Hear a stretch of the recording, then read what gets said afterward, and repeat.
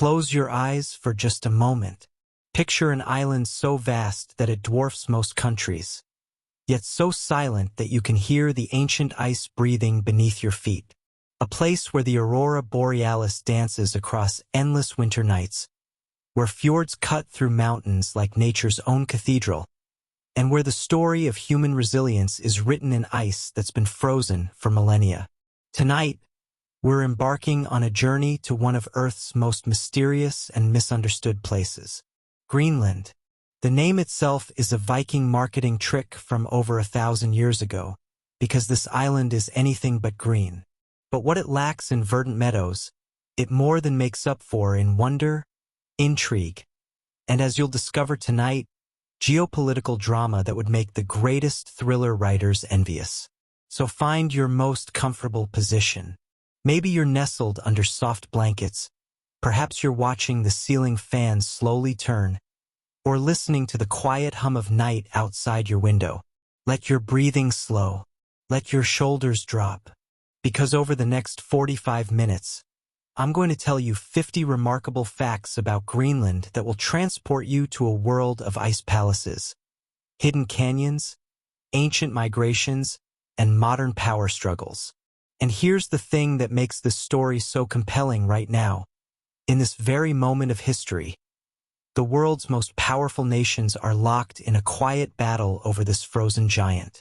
The question isn't just what Greenland is, but what it represents for the future of our planet. Are you ready? Let's begin our journey to the top of the world, the Colossus of ice. Let me start by putting Greenland's size into perspective, because numbers alone don't do it justice. Greenland is the world's largest island, stretching across 2.17 million square kilometers. Now, you might hear that and think, okay, it's big, but imagine this. You could fit England inside Greenland 11 times. You could place Japan there 5 times over. Most of Greenland sits north of the Arctic Circle, in that realm where the sun refuses to set in summer and refuses to rise in winter. But here's where Greenland transforms from merely large to absolutely otherworldly. Picture standing on the coast, looking inland. What you see isn't land at all, not in any conventional sense. 81% of this massive island is entombed beneath a permanent ice sheet. This isn't just snow that fell last winter or even last century. This is ice that has been accumulating, compressing, transforming for hundreds of thousands of years. This ice sheet is second in size only to Antarctica's frozen crown. And within its crystalline depths, it holds something almost incomprehensible.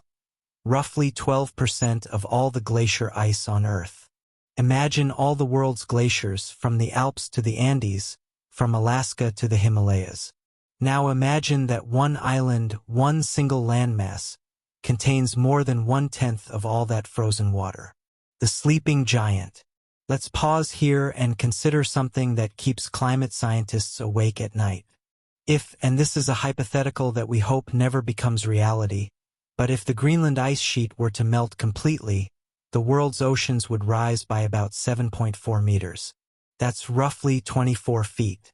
Close your eyes and picture the cities you know. Picture London, New York, Shanghai, Mumbai, Tokyo. Picture their harbors, their waterfronts, their coastal neighborhoods.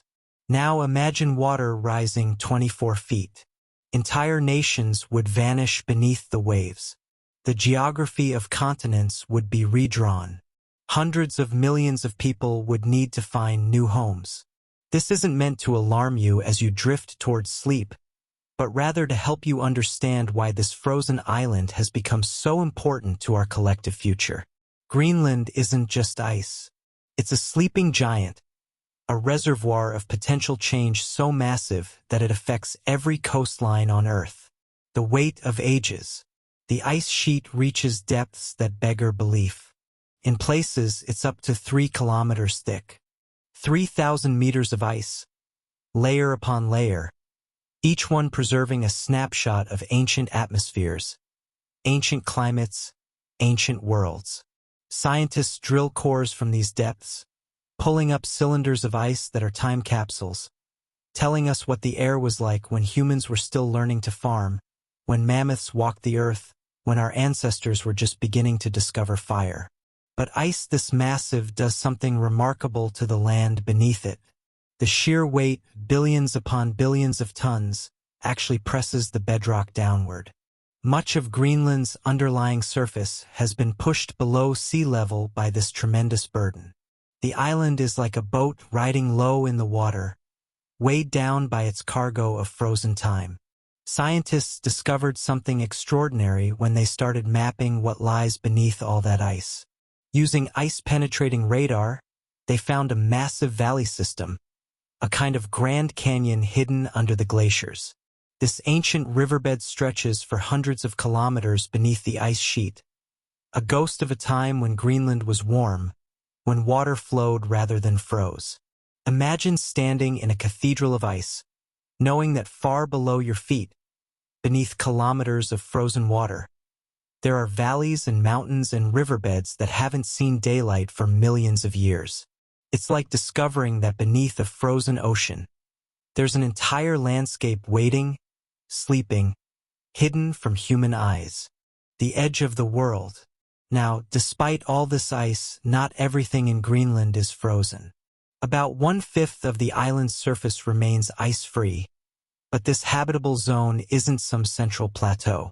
Instead, it exists mainly as narrow coastal strips, like a frame around a frozen painting. There are fjords cutting deep into the coastline, mountainous islands scattered around the edges, and in these ice-free zones, this is where life persists. Here's a fascinating comparison. Greenland's ice-free land area is roughly the size of Sweden. Think about that for a moment. Sweden is a substantial country, yet it represents only the livable fringe of Greenland. The entire island, meanwhile, is more than 4 times larger than France. It's a place of such extreme proportions that normal comparisons start to feel inadequate. The climate shifts dramatically depending on where you are. In the far north, it's purely Arctic, a realm of ice and darkness and auroras. In some southern coastal areas, you get subarctic conditions, which means that for brief, precious months, the tundra actually thaws. During these summer windows, the landscape erupts in surprising color. Arctic flowers bloom with an urgency born from having just weeks to complete their entire life cycle. Grasses and low shrubs create carpets of green and purple and yellow across the thawed ground. A secret geography. Before we move on from Greenland's geological wonders, let me share one more mind-bending fact. Scientists studying the configuration and weight of the ice sheet have developed a theory that's almost too strange to believe. Based on their models, Greenland's bedrock might actually form several large landmasses separated by deep basins. In other words, what we call Greenland might actually be 3 or more islands, connected not by solid land but by ice. Imagine that. Remove the ice sheet, wait for the bedrock to slowly rebound upward from its compressed state, and Greenland might fragment into an archipelago. The unified island we see today might be, in some sense, an Ice Age illusion. And in the waters surrounding this frozen colossus, life thrives with surprising abundance. Greenland's extensive coastline and its dramatic fjords support rich marine ecosystems. These are some of the most productive cold-water fishing grounds in the entire North Atlantic. The cold, nutrient-rich waters create conditions where plankton blooms, where fish populations explode, where whales migrate to feast. As you settle deeper into comfort, imagine the contrast. Above, an island of ice and silence. Below the waves, an abundance of life, movement, sound. Seals diving through crystal waters, whales singing their ancient songs, fish swimming through underwater forests of kelp. Greenland is not one world, but many, stacked and layered and interconnected in ways that still surprise us. Soft pause for transition. That's our first 10 facts, our introduction to the Ice Kingdom itself. But Greenland's story is far older than its ice. In our next segment, We'll journey back thousands of years to meet the people who first called this frozen land home, and discover how human ingenuity found ways to thrive in one of Earth's most challenging environments, the first wanderers. Now let's travel backward in time. Not just years or decades, but millennia. Picture the Arctic around 2500 BCE, more than 4,000 years ago. The pyramids of Egypt were still being built. Writing was a new invention, and in the frozen expanses of northern Canada, a people with extraordinary survival skills began to look eastward, across the ice and water, toward an enormous island they could sense but barely see. These were the ancestors of the Inuit, and they came to Greenland in multiple migration waves spanning thousands of years. Each wave brought distinct Arctic cultures, different technologies, different ways of understanding and surviving in the ice. Think about the courage this required. They didn't have maps. They didn't know what lay ahead.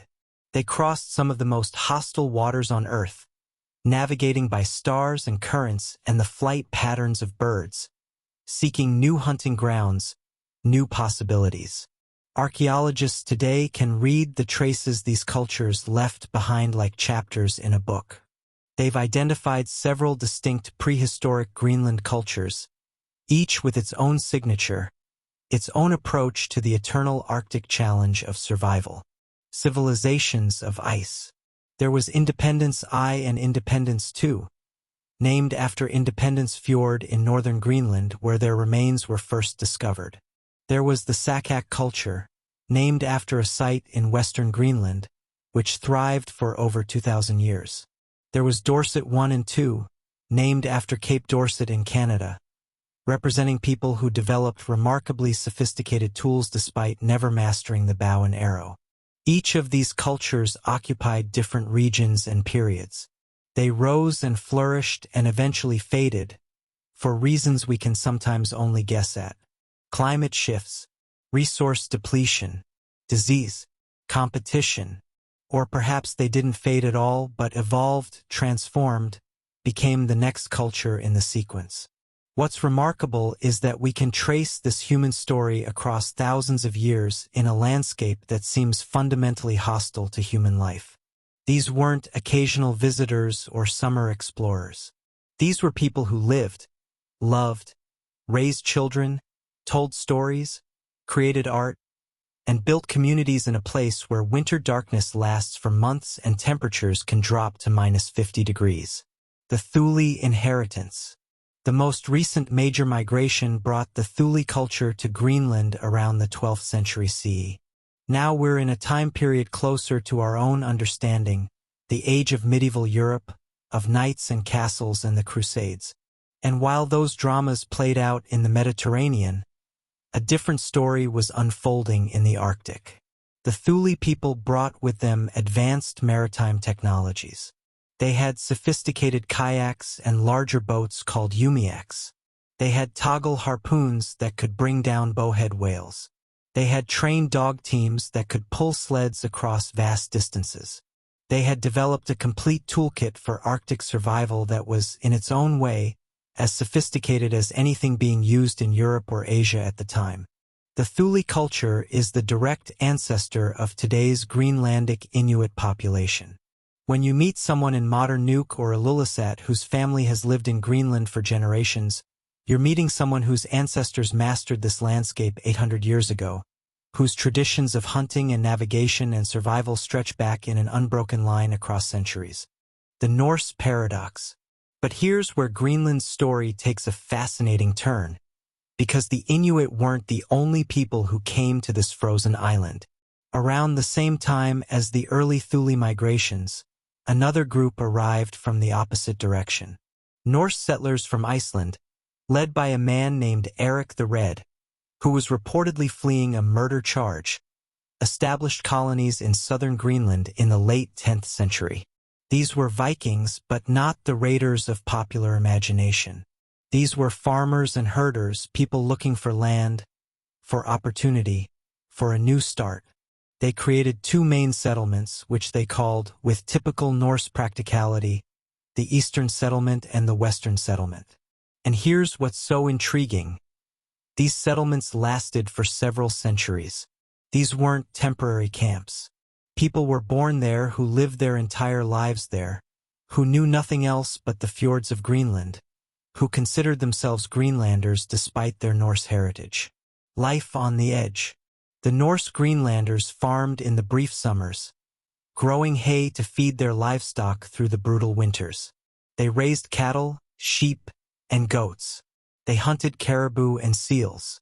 But their most valuable export was something that seems almost absurd from our modern perspective: walrus ivory.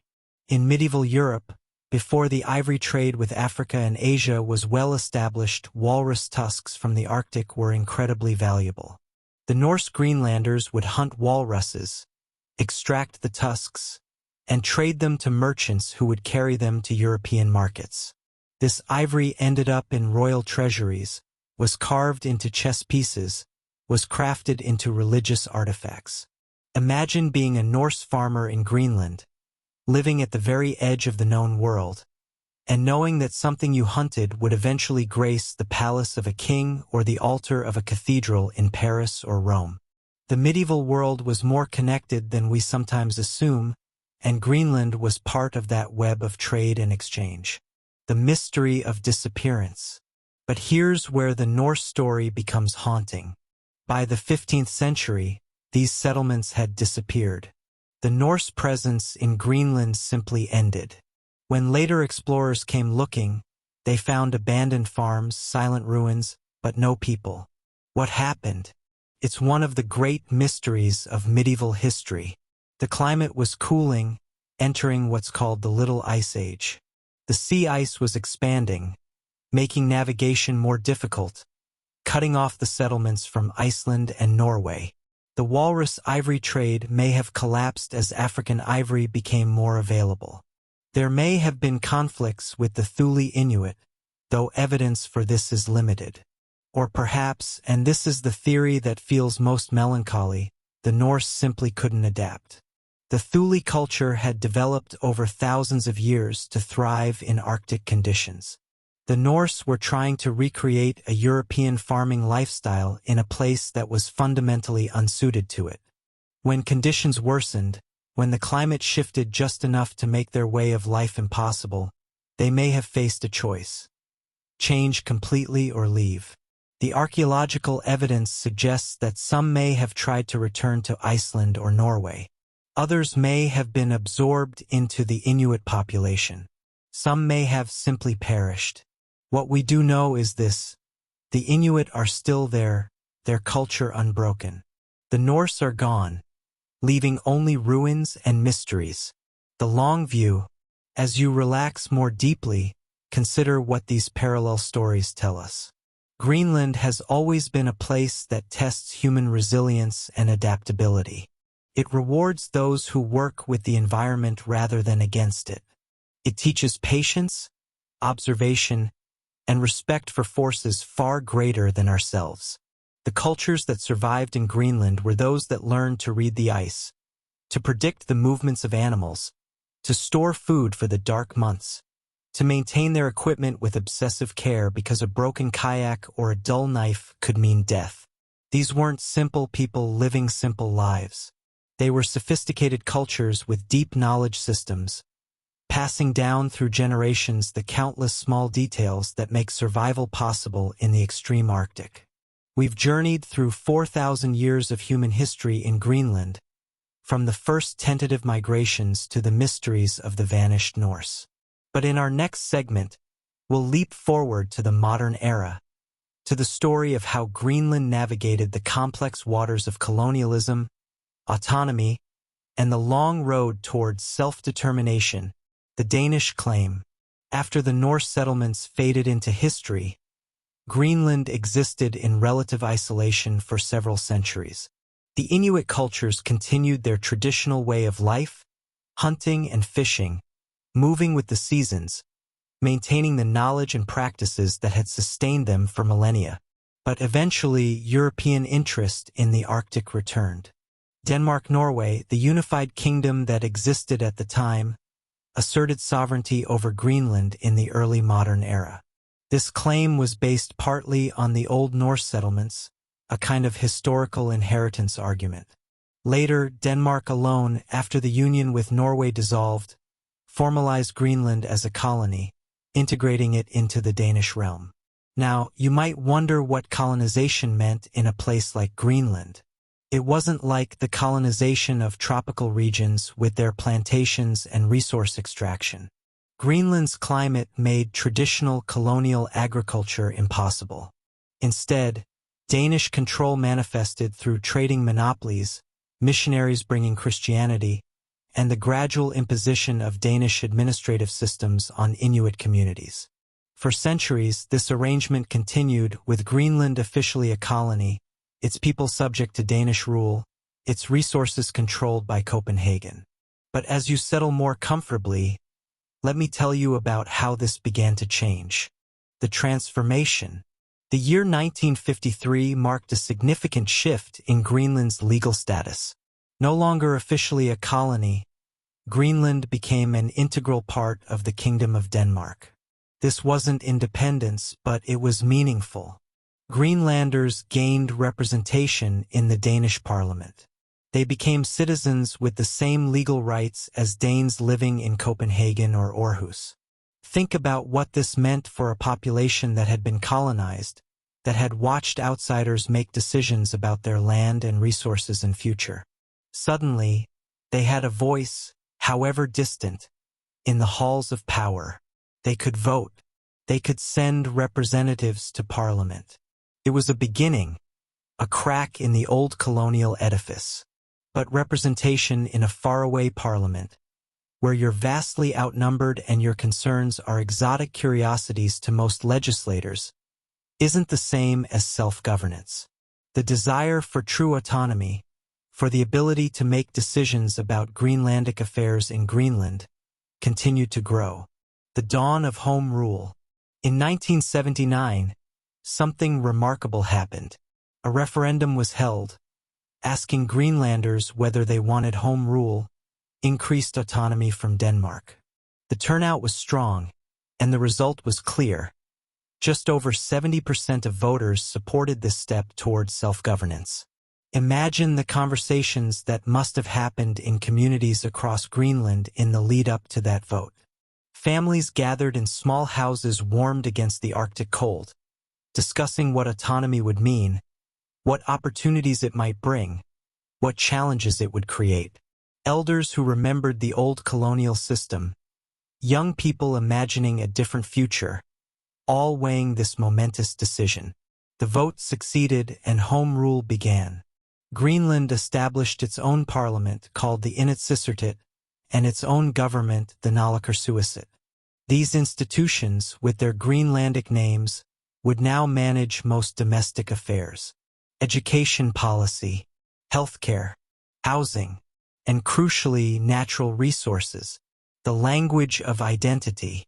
One of the first acts of the new Home Rule government was to elevate the Greenlandic language, Kalaallisut, making its promotion central to policy. This is an Inuit language, not Polynesian as someone once mistakenly suggested, but part of the Inuit-Yupik-Anangan language family that stretches across the Arctic from Greenland to Alaska. Language is never just about words. It's about worldview, about the categories through which we understand reality.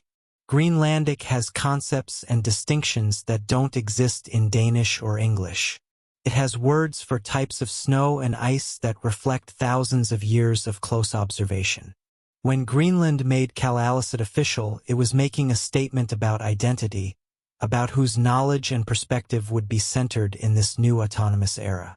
Schools began teaching in Greenlandic. Government documents were published in Greenlandic. Street signs, official communications, the daily texture of civic life, all began to reflect the Inuit heritage of the population. This was decolonization happening through language, through the reclamation of cultural space. The second referendum, but home rule, as significant as it was, had limitations. Denmark still controlled foreign affairs, defense, and monetary policy. Greenland used Danish currency. couldn't enter into international agreements without Danish approval. It was more autonomous than before, but still fundamentally bound to Copenhagen. In 2008, nearly 30 years after the first referendum, Greenlanders were asked to vote again. This time, the question was about expanded self-government, even greater autonomy, moving another step closer to full sovereignty. And once again, the result was decisive. About 75% voted in favor. Think about that level of support.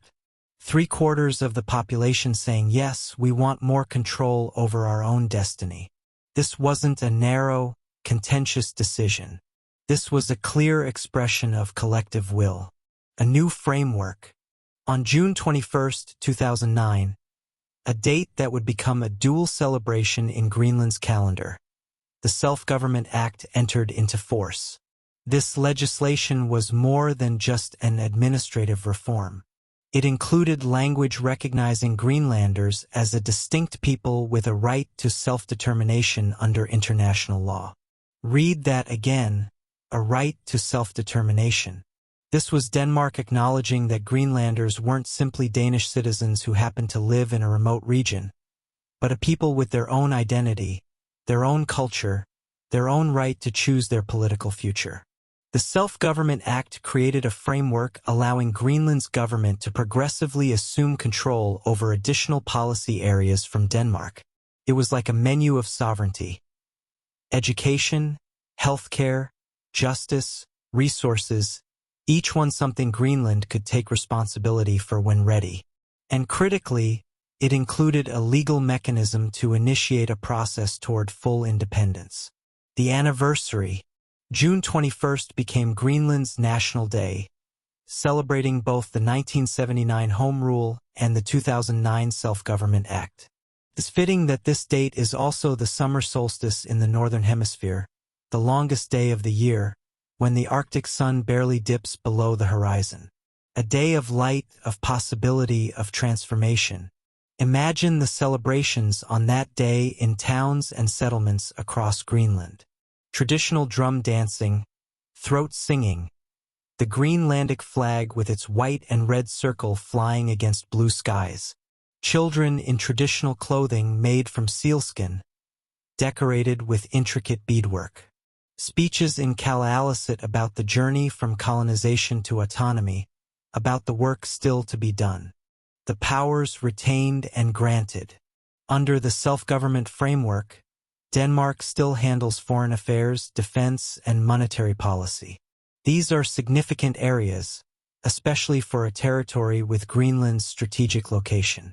But Greenland can now enter certain international agreements with Denmark's consent. It's found ways to have its own voice on the international stage, particularly in Arctic forums and on issues related to climate and indigenous rights. Perhaps most importantly, the Self-Government Act gave Greenland ownership of mineral and hydrocarbon resources on its territory. This wasn't just symbolic. This made resource management a key sovereignty issue, because whoever controls the resources controls the economic future. And this brings us to a debate that continues to this day, a question that hovers over all discussions of Greenland's political future. Could revenue from resources, from mining and potentially oil, realistically replace the annual block grant that Denmark provides to Greenland? That grant is substantial, currently making up a significant portion of Greenland's budget, funding essential services across this vast territory with its small population. Independence sounds attractive, but independence without economic viability would be Pyrrhic victory. Political shifts. Since 2009, Greenlandic politics have been dynamic, sometimes turbulent. In the 2009 elections, the left-leaning Inuit Ataqatigiit party broke decades of dominance by Sumit, signaling public support for stronger environmental and social protections. There have been snap elections, coalition shifts, governments forming and falling over debates about mining and oil exploration. The fundamental tension is this: how do you balance cultural preservation and environmental protection with economic development and the promise of greater self-reliance? How do you extract resources without compromising the landscape and the traditional ways of life that depend on it? How do you welcome foreign investment while maintaining control over your own destiny? These aren't abstract questions. They're being debated in Greenland's parliament, discussed in community meetings, argued over in newspapers and radio programs. This is democracy in action, messy and vital and consequential. We've traced Greenland's political journey from colony to autonomous territory on a path toward possible independence. But that path is complicated by economic realities, by the island's resources, and by its strategic position in an increasingly competitive Arctic. In our next segment, we'll explore Greenland's economy and the minerals buried beneath its ice that have caught the world's attention, an economy of fish and transfers. Let's talk about Greenland's economy, because understanding the economic reality is essential to understanding the geopolitical drama we'll explore in our final segment. Greenland's economy is relatively small, which makes sense given its population of about 56,000 people scattered across the world's largest island, and that economy is heavily reliant on fisheries. Shrimp, halibut, cod, and other seafood make up the majority of export earnings. Picture the fishing boats heading out from settlements along the coast, navigating between icebergs, dropping nets into cold, rich waters. This is hard, dangerous work, but it's work that Greenlanders have done for generations. The fish processing facilities, the quotas and management systems, the export relationships with Europe and Asia, all of this forms the backbone of the current Greenlandic economy.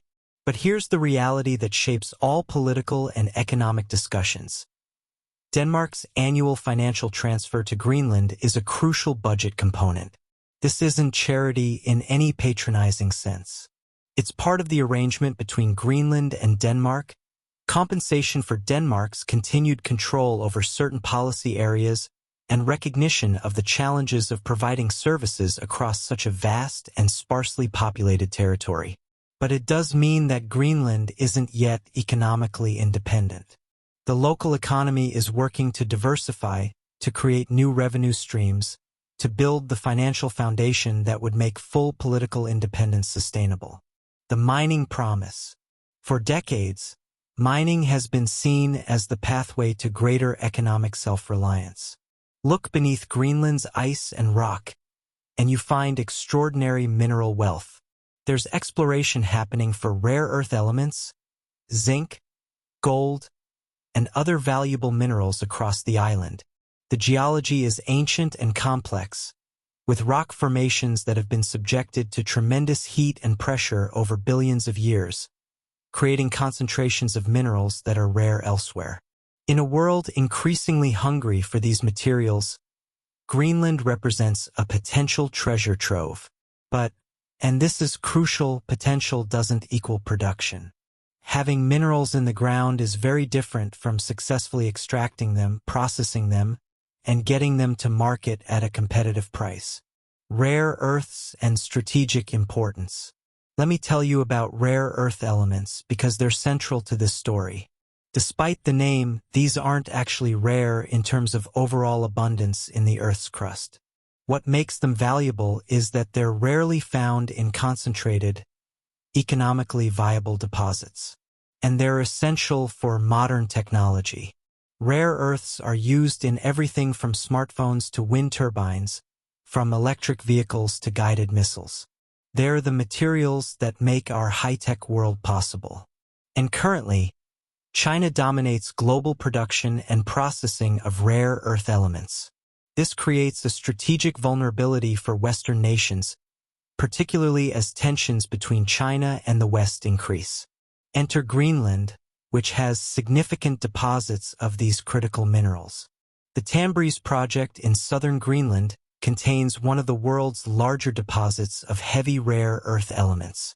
These are the particularly valuable ones, vital for high-tech and defense applications.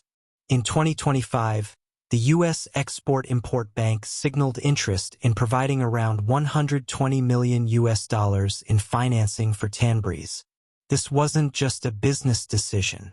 This was a strategic move, an attempt to develop a Western source of rare earths, to reduce dependence on China for materials essential to everything from F-35 fighter jets to offshore wind farms.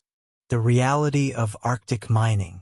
Now, before this starts to sound like Greenland is about to become a mining bonanza, let me inject some reality into the discussion.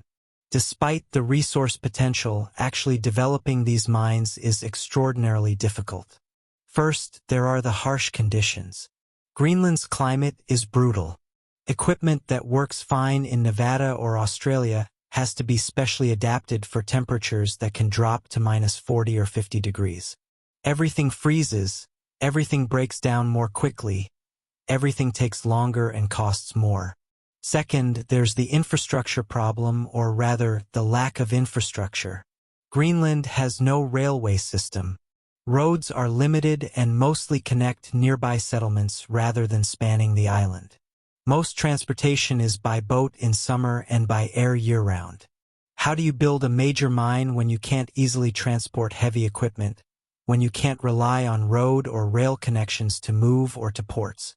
Third, and this is where it gets politically interesting, Greenland maintains particularly strict environmental regulations. The government and the population take environmental protection seriously. They've seen what unchecked resource extraction has done in other Arctic and indigenous territories. They're determined not to repeat those mistakes. The uranium question. Greenland's environmental concerns are particularly focused on uranium. Some of the rare earth deposits also contain uranium as a byproduct. For years, Greenland had a zero-tolerance policy on uranium mining, driven by concerns about radioactive contamination and the moral implications of contributing to nuclear weapons programs.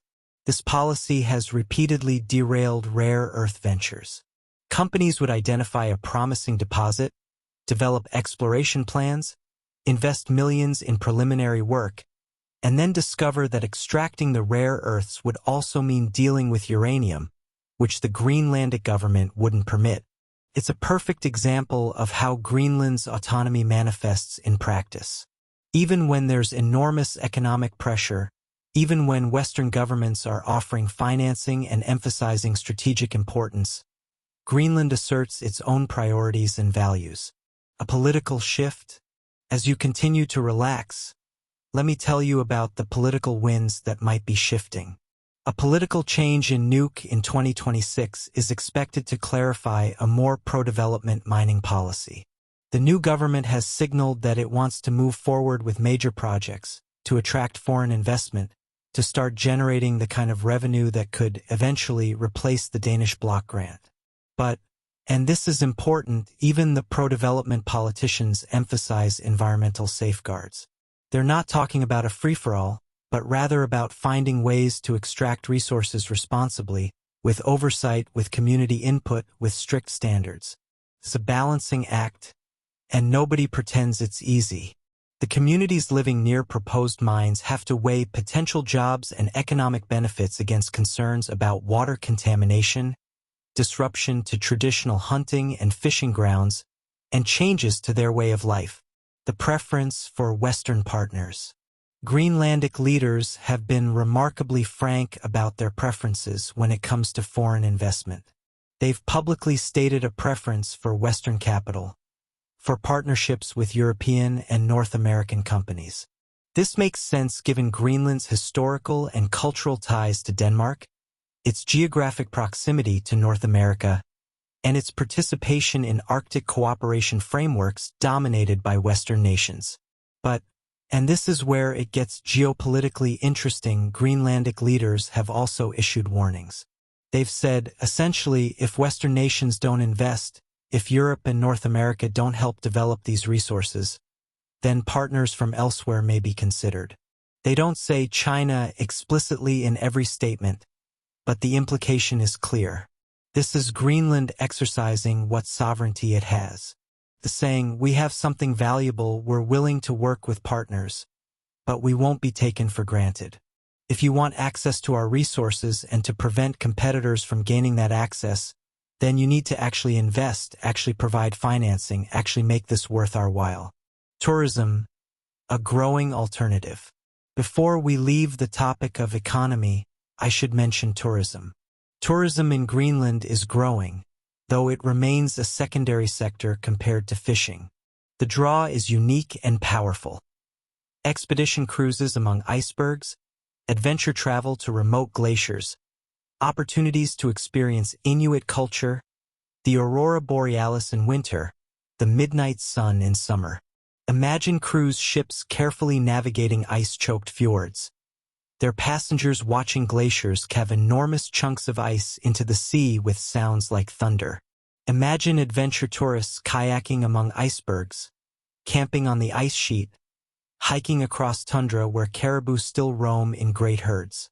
Imagine cultural tourists visiting small settlements, watching traditional drum dances, buying intricate tupilak carvings, learning about a way of life adapted to the most extreme conditions on Earth.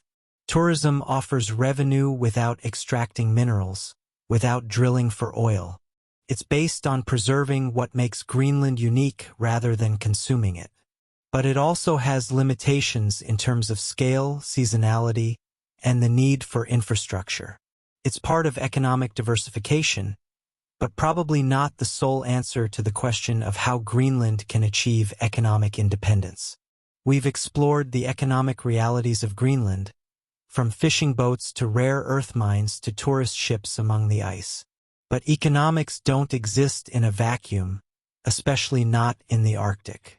In our final segment, we'll discover why Greenland's location and resources have made it a focal point of great power competition, and why, as you fall asleep tonight, powerful nations are maneuvering for influence over this frozen island. The strategic position. Now we arrive at the heart of why Greenland has dominated news cycles recently, why it's the subject of high-level diplomatic meetings, why its future has become entangled with global power dynamics. Greenland occupies a strategically vital position between North America and Europe in the North Atlantic and Arctic. Look at a globe, not a Mercator projection map that distorts the polar regions, but an actual globe or a polar view map. You'll see that Greenland sits like a massive stepping stone between continents, commanding approaches to both. During the Cold War, this position made Greenland central to NATO's northern defense posture. The shortest routes for Soviet bombers or missiles targeting North America passed over or near Greenland. The island became a platform for early warning systems, for radar installations, for the military infrastructure designed to detect and respond to threats from across the Arctic. The Cold War ended, but Greenland's strategic importance didn't fade. If anything, it's grown as the Arctic itself has become more accessible and more contested due to climate change. American military presence. The United States has long viewed Greenland as a key site for Arctic security and missile warning systems.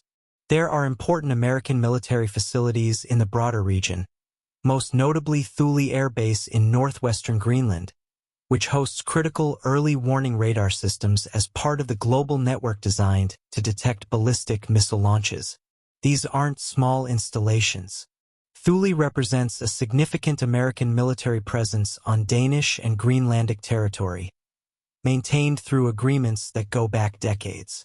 The base has evolved over time, its mission shifting from Cold War nuclear detection to modern threats, but its strategic value has remained constant. For the United States, Greenland represents a forward position in the Arctic, a place from which to monitor Russian military activity, to maintain air and maritime surveillance, to project power if necessary. This isn't theoretical or paranoid. Russia has been increasingly active in the Arctic, reopening Soviet-era bases, conducting military exercises, making territorial claims based on underwater ridge systems. The rare Earth competition. But beyond traditional military strategy, there's now an economic and technological competition playing out with Greenland at its center. Remember those rare earth elements we discussed? The U.S. government views Greenland's rare earth resources as crucial to reducing American dependence on China for critical minerals needed in clean energy and defense technologies. This isn't just about money. It's about supply chain security. Imagine being a defense planner in Washington, knowing that sophisticated weapon systems depend on materials that come almost exclusively from a geopolitical rival. That's an unacceptable vulnerability from a strategic perspective. So when the U.S. Export-Import Bank offered financing for the Tanbreez rare earth project, it wasn't just supporting a mining venture. It was attempting to reshape global supply chains to create alternatives to Chinese dominance in a critical sector. The Chinese interest, and China is well aware of all this. Chinese state-linked companies have previously sought stakes in Greenlandic mining projects. They've offered financing, promised infrastructure development, deployed the kind of economic diplomacy that has proven successful in other resource-rich but capital-poor regions. This has raised concerns in Washington and other Western capitals. There have been instances of U.S. lobbying, both public and private, to block Chinese acquisitions or partnerships in Greenland.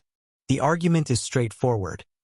Allowing Chinese control or even significant ownership of strategic mineral resources in Greenland would represent an unacceptable security risk. China promotes what it calls a Polar Silk Road concept, an extension of its Belt and Road Initiative into the Arctic.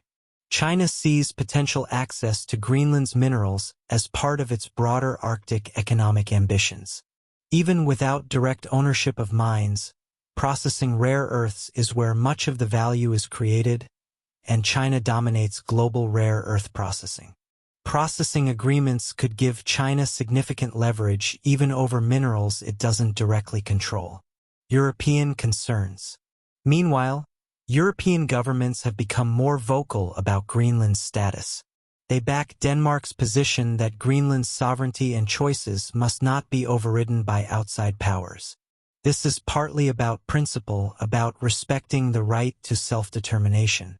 But it's also about European security interests.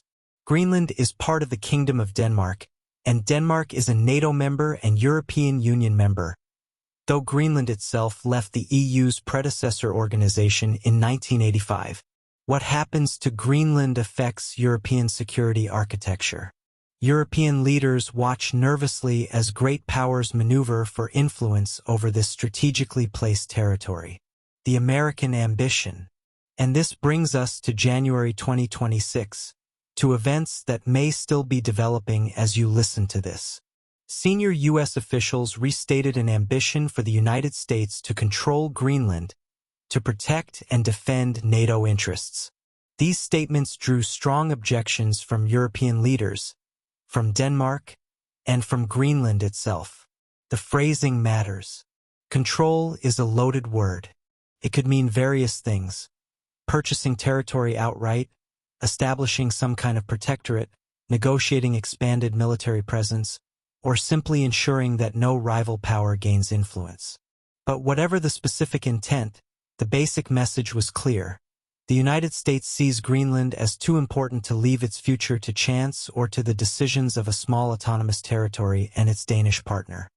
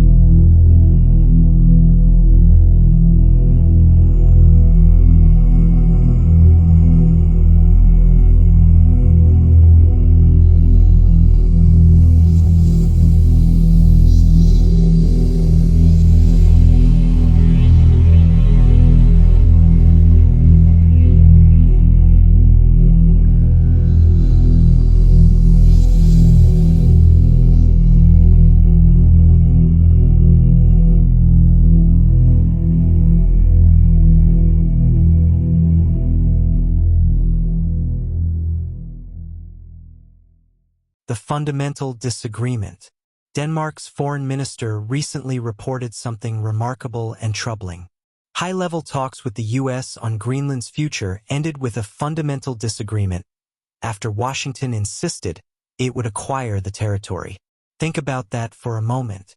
Two NATO allies, two democratic nations with strong historical ties, reaching a fundamental impasse over the future of Greenland. Denmark and Greenland both argue that any attempt by another state to conquer or unilaterally acquire Greenland would violate both Danish sovereignty and the Greenlanders' right to self-determination. This is the principle that the 2009 Self-Government Act explicitly recognized. Greenlanders are a distinct people with the right to choose their own political future. That choice might be continued association with Denmark, it might be independence, it might be some other arrangement. But it's supposed to be their choice, not something imposed by great powers regardless of what Greenlanders themselves want. The Greenlanders' perspective. So where do Greenlanders themselves stand in all this? Opinion is varied, as you'd expect in any democratic society, but some themes are clear. There's pride in Greenlandic identity, in the language and culture, in the journey from colonization toward autonomy. There's a strong desire to continue on the path toward greater self-determination, even eventual independence if it can be achieved sustainably. But there's also pragmatism. Greenlanders understand their strategic position. They understand that great powers are interested in their island for reasons that have nothing to do with Greenlandic well-being. They see the opportunity to leverage this interest, to negotiate for investment, for infrastructure, for development that serves Greenlandic priorities. The nightmare scenario, from a Greenlandic perspective, would be to become a pawn in great power competition, to see decisions about their future made in Washington or Beijing or Brussels without meaningful Greenlandic input. The dream scenario would be to parlay their strategic position into genuine development, into the economic foundation for real sovereignty, while maintaining enough autonomy to protect what makes Greenland unique. The Arctic transformation. All of this is happening against the backdrop of rapid Arctic transformation driven by climate change. The same ice sheet we talked about at the beginning, the one that would raise seas by 7 meters if it melted, is actively changing. Not melting completely, not yet, but changing nonetheless. Arctic sea ice is diminishing, making northern sea routes more navigable for more of the year. This opens commercial possibilities, new shipping lanes between Asia and Europe that bypass traditional choke points. It also creates security challenges, as waters that were once impassably frozen become contested maritime space. Greenland sits at the intersection of these transformations. Its ice sheet is a climate indicator and a player in global sea level rise. Its surrounding waters are becoming more accessible and more contested. Its minerals are essential to the green energy transition that's supposed to address climate change. The ironies and interconnections are almost overwhelming. The focal point, current debates over rare earth mining, foreign investment, and defense arrangements show how Greenland's natural resources and location have turned it into a focal point of great power competition in the Arctic. This isn't hyperbole. When senior officials from major powers make public statements about controlling or acquiring Greenland, when billions in financing are offered for mining projects, when NATO's northern flank strategy revolves around Greenlandic geography, we're witnessing something significant. Greenland didn't ask to be at the center of 21st century geopolitics. These people are trying to navigate a path from colonial history towards self-determination, trying to build an economy that can sustain independence if they choose that path, trying to preserve their culture and environment while engaging with a globalizing world. But geography is destiny in ways that can't be escaped. Greenland's position between North America and Europe, its resources, its ice sheet, all of these make it matter to people and powers far beyond its shores. The questions ahead. As you drift closer to sleep, consider the questions that Greenlanders are grappling with. How do you maintain sovereignty when great powers are circling? How do you extract resources without destroying the environment and culture that make you who you are? How do you balance traditional ways of life with economic development? How do you preserve the right to self-determination when that right itself might be challenged by forces far more powerful than your small population? These aren't abstract questions for people in Nuuk or Ilulissat or Kononok. These are the questions that will shape their children's futures, that will determine whether Greenland in 2050 or 2100 is an independent nation, a part of Denmark, something else entirely, or worst case, a contested territory whose people have lost control of their own destiny. And so we've traveled together through 50 facts about Greenland, from ice sheets kilometers thick to ancient human migrations, from colonial history to autonomous government, from fishing boats to rare earth mines, from quiet fjords to great power maneuvering.